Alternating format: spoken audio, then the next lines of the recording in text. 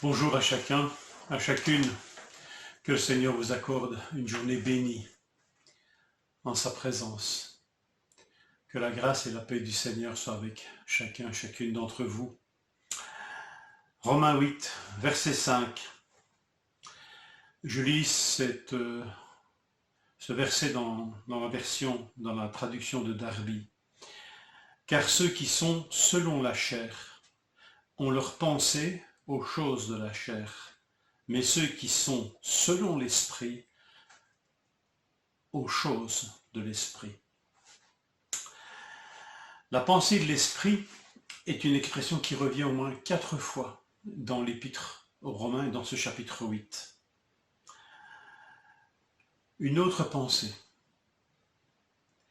Voilà un petit peu le titre de cette méditation. On entend cette expression d'une autre, ou cette aspiration à une autre pensée, on l'entend aujourd'hui. On l'entend dans le domaine économique, dans le domaine sanitaire, dans le domaine de l'organisation, dans le domaine des valeurs de nos sociétés. Il nous faudrait une pensée neuve, une pensée originale, qui nous fasse sortir un peu des sentiers battus, et ces sentiers battus ressemblent fortement à des ornières dans lesquelles nous sommes embourbés. On nous prédit d'ailleurs que cette crise va engendrer une autre manière de penser, d'autres manières de penser dans notre consommation, dans la manière d'user des ressources de la planète, d'organiser les soins même, etc., etc. Est-ce que nous tiendrons sur la distance? Même en ayant cette aspiration à des pensées nouvelles, est-ce que nous tiendrons sur la distance? Est-ce que nous ne risquons pas en permanence de retomber tout le temps dans les mêmes ornières? Qui peut donc apporter une nouvelle pensée, une pensée salutaire pour tous, et faire que tous les hommes y adhèrent durablement? Une pensée qui nous rend moins égoïstes, moins agressifs, moins craintifs, moins orgueilleux, moins égocentrés. Est-ce qu'une telle pensée existe? Est-ce qu'une telle pensée est possible? Alors notre lecture du jour nous parle de la pensée de l'esprit. La pensée de l'esprit.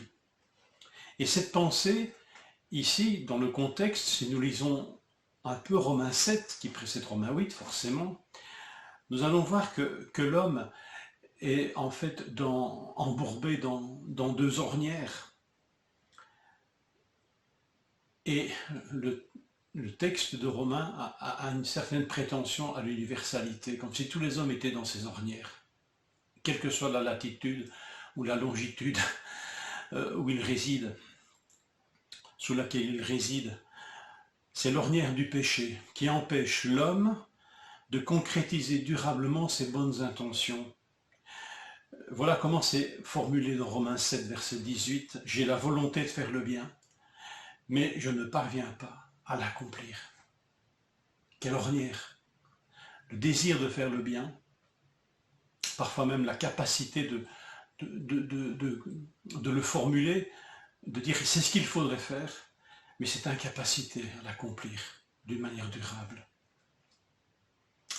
Et puis il y a l'ornière de la loi de Dieu même, qui me condamne, elle, de cette incapacité, de cette bizarrerie qui est dans le cœur de l'homme d'aspirer au bien, de ne pas être capable de le faire. Eh bien, la loi de Dieu vient me condamner de cela.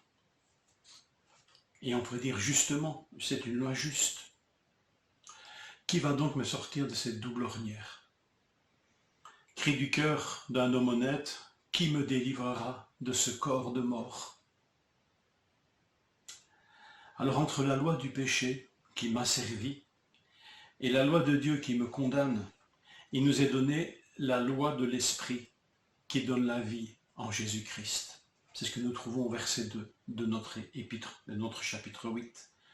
Cette loi de l'esprit qui donne la vie en Jésus-Christ annule la première, la loi du péché, dans ses effets. L'homme est libéré de cet asservissement au péché, de la loi du péché. Et cette loi de l'esprit qui donne la vie en Jésus-Christ satisfait la seconde. La loi de Dieu est accomplie. pour tous ceux et toutes celles qui croient que Jésus-Christ est leur justice. La loi de l'Esprit me libère du joug du péché et de la juste condamnation de la loi de Dieu. Il n'y a plus de condamnation pour ceux qui sont en Jésus-Christ.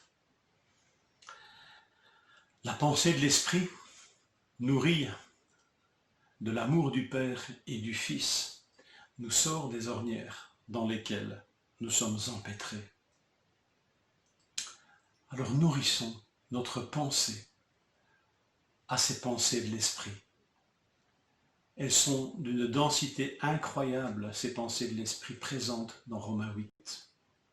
Alors lisons-les et revenons sur cette lecture et méditons-la, réfléchissons. Il y a de la vie dans ces lignes, la vie de l'Esprit Saint. Romains 12, verset 2. Ne vous laissez pas modeler par le monde actuel, mais laissez-vous transformer par le renouvellement de votre pensée pour pouvoir discerner la volonté de Dieu, ce qui est bon, ce qui lui plaît et ce qui est parfait. Bonne journée, renouvelante dans vos pensées.